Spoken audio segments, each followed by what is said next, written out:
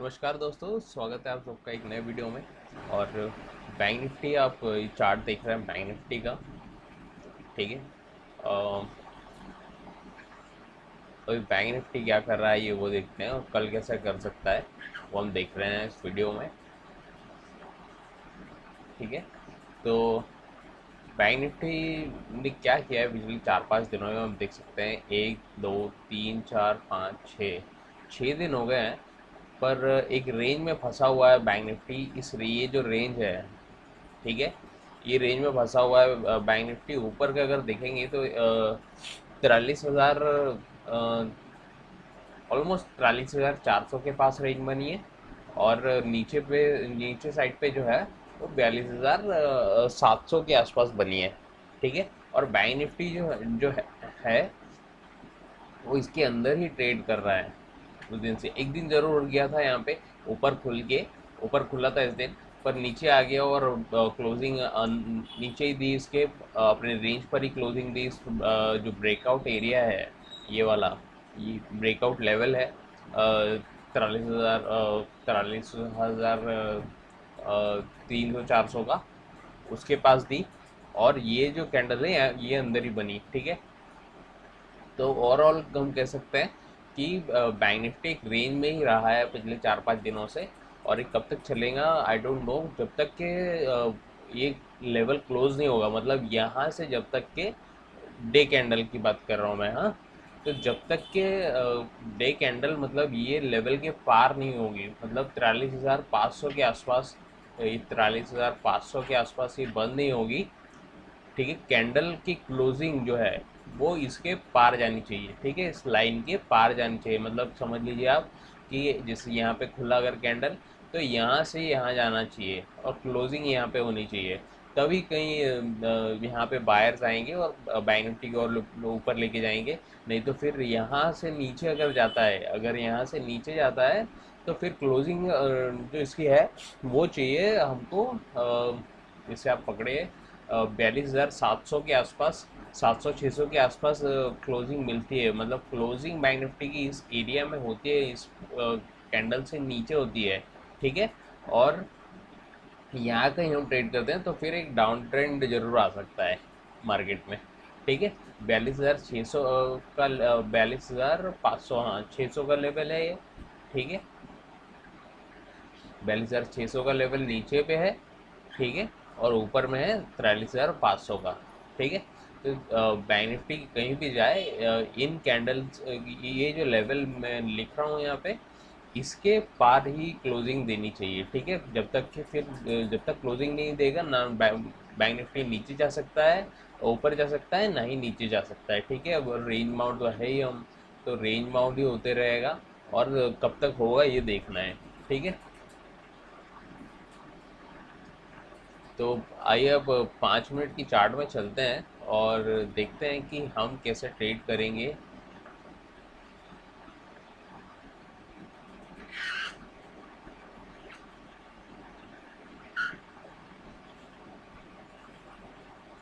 ठीक है, ये 5 मिनट का चार्ट लग गया आपके सामने। और छोटा कर दूँ इसको आपके लिए तो ज़्यादा अच्छा है, क्योंकि पिछले दिन के लेवल्स आपको पता ही है क्या है। मेन वीडियो बनता है कि लेवल्स दिखाने के लिए आपको। तो लेवल्स दिखाऊं आपको, इतना जूम कर लूँ मैं। अ, ठीक है। तो मान के चलिए आप कि बैंक निफ्टी जिसे यहाँ पे क्लोज हुआ है 43,103 पे, 43,100 का ही हम भाव पकड़ते हैं। ठीक है। 43,100 पे बंद हुआ है मार्केट। ठीक है। तो मान के चलिए अगर यहीं पे खुलता है, ठीक है, इसी कैंडल के आसपास खुलता है, 50 पॉइंट आप ऊपर नीचे समझिए कि 50 पॉइंट ऊपर खुले या 50 पॉइंट नीचे खुले, हम इसी लेवल को मानेंगे। ठीक है। तो अगर यहाँ पे अगर खुलता है बैंक निफ्टी अपनी उसी जगह पे, ठीक है, और कंसोलिडेशन आ जाता है यहाँ पे, जैसे कि यहाँ पे आया था। ठीक है। इस रेंज के अंदर ही कंसोलिडेट कर रहा था मार्केट। ठीक है। वैसे ही अगर कंसोलिडेट करता है अगर, ठीक है, और अगर ब्रेक आउट देता है, यहाँ से ब्रेकआउट देता है, ठीक है, 43,100 का लेवल है, 150 पे आप ले सकते हैं, 43,150 पे जैसे ब्रेकआउट होता है। तो फिर हम यहाँ पे सी बाई करेंगे, ठीक है, सी बाई करेंगे हम। और जो ये भाव है बैंक निफ्टी का, वो जा सकता है यहाँ तक, ठीक है, 43,350 तक जा सकता है पहला टारगेट, ठीक है। तो पहला टारगेट यहाँ पे क्या रहेगा, 43,350, ठीक है, ये रहेगा पहला टारगेट। क्योंकि यहाँ तक तो आराम से ही जाएगा बैंक निफ्टी, आप देख सकते हैं कि कोई भी रेजिस्टेंस नहीं है बीच में, ठीक है, रेजिस्टेंस सीधे यहाँ पे ही है 43,350 के पास, ठीक है। तो यहाँ तक जा सकता है। और अगर मान लीजिए कि अगर यहाँ पे अगर कंसोलिडेट करने लगता है, यहाँ पहुँचने के बाद कंसोलिडेट करने लगता है अगर फिर से, ठीक है, और ऊपर ना ऊपर जाता है ना नीचे जाता है, लेकिन कंसोलिडेट करने लगता है 5-10 मिनट की, जैसे 5 मिनट की कैंडल है अगर, तो कम से कम 2-3 कैंडल बननी चाहिए यहाँ पे, 3-4 कैंडल, तो कंसोलिडेशन मानेंगे उसको। और फिर अगर ये उस कंसोलिडेशन को तोड़ता है, ठीक है, उस कंसोलिडेशन को तोड़ता है, तो फिर कहाँ तक जा सकते हैं हम, 43,500 तक हम जा सकते हैं। तो दूसरा टारगेट हमारा क्या रहेगा, 43,500, ठीक है। और 500 जो है, 43,500 जो नंबर है वो साइकोलॉजिकल नंबर होता है। तो सेलर्स जो है वो ज़रूर यहाँ पे आएंगे और इसको नीचे लाने की कोशिश करेंगे, इसलिए 43,500 का लेवल हम चूज़ कर रहे हैं टारगेट, कि हमारा टारगेट मिस ना हो और कमाई हाथ से निकल जाए, ठीक है। तो अगर ब्रेकआउट देता है तो पहला टारगेट क्या है, पहला टारगेट 43,350 का है। और अगर कंसोलिडेट करता है और ऊपर निकलता है तो दूसरा टारगेट जो है 43,500 का है, ठीक है।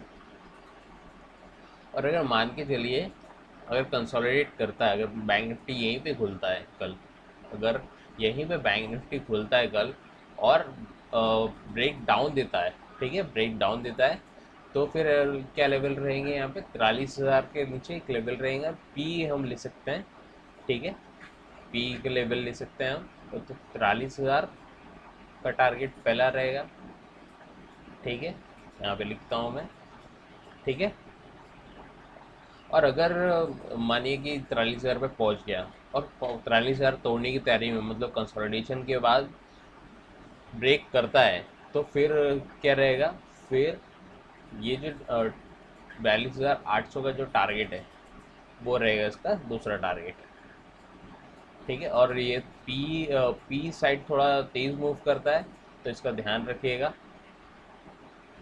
क्योंकि जो सेलिंग होती है वो पैनिक सेलिंग होती है एक, तो इसलिए तेज़ गिरता है ये, ठीक है।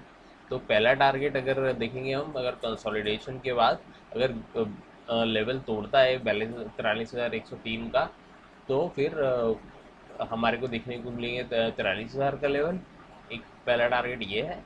और दूसरा टारगेट फिर कंसोलिडेशन के बाद अगर गिरता है और, तो 42,800, ठीक है, तो ऊपर जाएगा। तो तो लेवल क्या है, 43,350 का है और 43,500 का है। और ब्रेक डाउन होता है तो 43,000 का पहला टारगेट दिया है मैंने, और दूसरा टारगेट जो है वो 42,800 का है, ठीक है। और मान के चलिए कि ऊपर खुलता है, अगर हम मानते हैं कि कल ऊपर खुलता है यहाँ पे 43,400 या 500 पे खुलता है, क्योंकि साइकोलॉजिकल नंबर है ये, तो सेलर्स यहाँ पे ज़रूर होंगे। तो अभी हम भी एक डाउन ट्रेड लेंगे यहाँ पे, और पहला टारगेट जो है वो चेस करेंगे, ठीक है। पहला टारगेट क्या रहेगा, 43,100 रहेगा, 43,100 का रहेगा, क्योंकि क्लोजिंग जो होती है बहुत ही इंपॉर्टेंट रेजिस्टेंस और सपोर्ट का काम करती है। तो यहाँ से ऊपर से हम आ रहे हैं तो ऐसे सपोर्ट का काम करेगी ये डेफिनेटली। और यहाँ तक के गैप भी फिल हो जाएगी इसकी, ठीक है, बैंक निफ्टी के। तो ये क्या होगा, 43,100 पहला टारगेट रहेगा, ठीक है। यहाँ पे अगर ट्रेड लेते हैं आप तो 43,100 जो है वो पहला टारगेट रहेगा। और मानिए अगर गिरता रहा, ठीक है, गिरते रहा या कंसोलिडेशन हो गया, गिरा, कि कंसोलिडेट हो के गिरता है तो फिर लेवल ज़्यादा चांसेस होते हैं कि टिके, यहाँ पे नीचे टिके, ठीक है। अगर नीचे यहाँ से सीधा गिर गया तो फिर चांसेस कम होते हैं कि टिके, शायद हो सकता है ऊपर आ जाए, ठीक है। लेकिन कंसोलिडेशन के बाद अगर गिरता है तो चांसेस ज़्यादा होते हैं गिरने के, ठीक है, चाहे गिरे या ऊपर जाए, पर कंसोलिडेशन जरूरी होता है, ठीक है, टिके रहने के लिए। तो मानिए अगर यहाँ पे अगर कंसोलिडेशन होकर गिरता है तो फिर दूसरा टारगेट क्या रहेगा हमारा, ये है 42,900 का, ठीक है। तो 42,900 का जो है दूसरा टारगेट हो जाएगा हमारा, ठीक है। तो अगर गैप अप खुलता है कल, ठीक है, तो हम डाउन ट्रेड लेंगे एक, और पहला टारगेट हमारा रहेगा 43,100, दूसरा टारगेट क्या रहेगा 42,900 रहेगा, ठीक है। और मान के चलते हैं कि कल अगर नीचे खुलता है 42,800 पे खुलता है मान लीजिए, तो फिर क्या करेंगे हम लेंगे एक ऊपर का ट्रेड, ठीक है, और ऊपर के ट्रेड में हम टारगेट चेज करेंगे 43,100 का, ठीक है। वैसे 43,000 भी एक साइकोलॉजिकल नंबर है, ठीक है, 43,000 भी एक साइकोलॉजिकल नंबर है। तो ये ध्यान रखना पड़ेगा कि 43,000 पहुँचने के बाद ये कैसा बिहेव कर रहा है, कि सेलर्स यहाँ पे तो नहीं बैठे हैं कि 43,000 से वापस ले जाए इसको, तो इसका ध्यान रखिएगा बस। तो हम क्या करेंगे, अगर गैप डाउन खुलेगा तो ऊपर का ट्रेड लेंगे, और ये टारगेट जो है इसको चेज करेंगे 43,100 पे, ठीक है। और यहाँ पे अगर कंसोलिडेट करने लगता है, अगर फॉर्चून 43,000 पे मान लीजिए या 43,100 पे कंसोलिडेट करने लगता है, और अगर फिर निकलता है ऊपर, ठीक है, अगर इसको इस लेवल को ब्रेक करता है तो फिर क्या टारगेट देखने मिलेगा हमारे को 43,350। तो यहाँ पे अगर लिख दो मैं 43,350, ठीक है, 350 का टारगेट है। और अगर मानिए कंटिन्यू रखता है अपना अपना ओपीए, तो फिर इसका तीसरा टारगेट जो है वो 43,500 है, 43,500, ठीक है। तो ये क्या हो जाएगा, पहला टारगेट, ये दूसरा टारगेट, ठीक है, और ये हो जाएगा हमारा तीसरा टारगेट, ठीक है। तो डाउन अगर गैप डाउन खुलता है मार्केट तो हम ऊपर का ट्रेड लेंगे, और पहला टारगेट जो है वो 43,100 या 43,000 भी पकड़ सकते हैं आप इसको, ठीक है।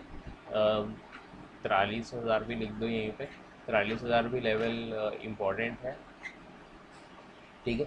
तो 43,000 लेवल पे अगर पहुंचता है या 43,100 पे पहुंचता है और कंसोलिडेशन के बाद अगर ऊपर निकलता है वहां से, तो दूसरे टारगेट के लिए हम जा सकते हैं जो कि है 43,350 का, ठीक है। और ऊपर निकलता है और अप जारी रखता है अपना, तो 43,500 जो है इसका तीसरा टारगेट निकल के आ रहा है, ठीक है। तो तीनों कंडीशन मैंने आपको बता दी कि कंसोलिडेशन करके अगर किसी भी साइड जाए, चाहे डाउन जाए या अप जाए, तो क्या लेवल आपको देखने हैं, और अगर गैप अप खुलेगा तो फिर क्या लेवल आपको देखने हैं, और गैप डाउन खुलेगा अगर, तो फिर आपको क्या लेवल देखना है, ठीक है। तो आई होप कि आपको समझ में आया होगा एनालिसिस, और कुछ कहना चाहते हैं तो कमेंट बॉक्स में लिख सकते हैं, मैं डेफिनेटली रिप्लाई करूँगा। और अगर चैनल में पहली बार आए हैं तो आप लोग सब्सक्राइब कर सकते हैं, ठीक है। तो मैं मिलता हूँ आपसे अगले वीडियो में, तब तक के लिए बाय।